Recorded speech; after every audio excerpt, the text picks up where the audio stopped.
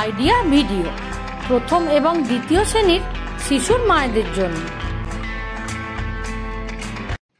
নমস্কার, আজকের মিটিংয়ে আপনাদের সকলকে স্বাগত।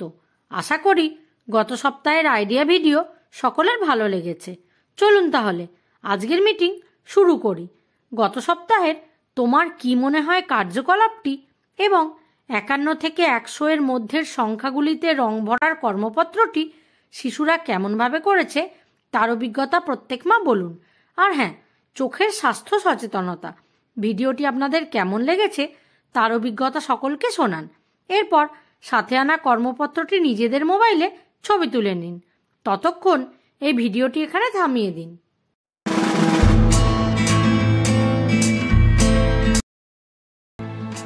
আমাদের এই কার্যকলাপের নাম কিছু করি কিছু শিখি।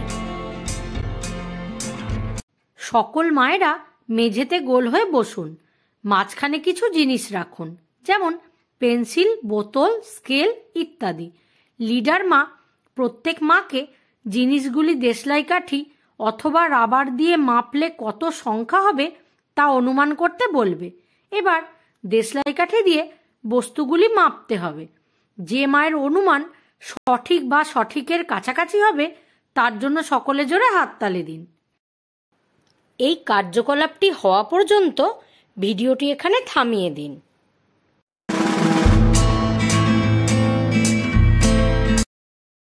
আশা করি প্রত্যেক মা এই কার্যকলাপটি আনন্দের সাথে করলেন। চলুন এবার আগের একটি কার্যকলাপ করি, যার নাম কিছু নতুন শিখি। চুড়ি রঙিন এবং চকচকে হওয়ায় এগুলি একজনের ব্যক্তিত্বে সৌন্দর্য ও মূল্যবোধ প্রদান করে। আসুন এই ভিডিওটি থেকে আমরা দেখে নিই কিভাবে শুধু চুড়ি আর আঠা ব্যবহার করে সুন্দর ফটো ফ্রেম তৈরি করা যায়।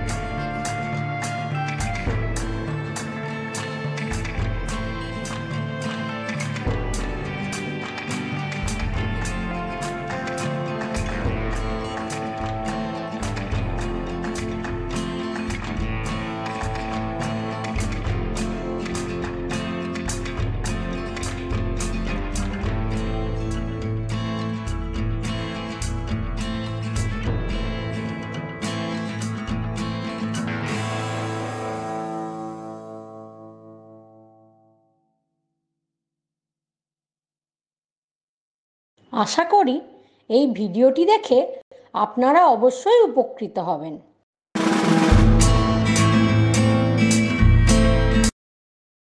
চলুন পরের কার্যকলাপটি দেখে ও জেনে নিই, যার নাম বাড়ি গিয়ে শিশুর সাথে করব।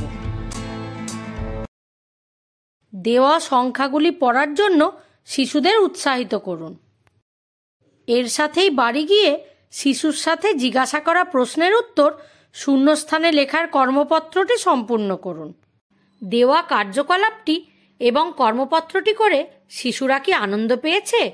এই অভিজ্ঞতাটি আমাদের সাথে অবশ্যই শেয়ার করুন।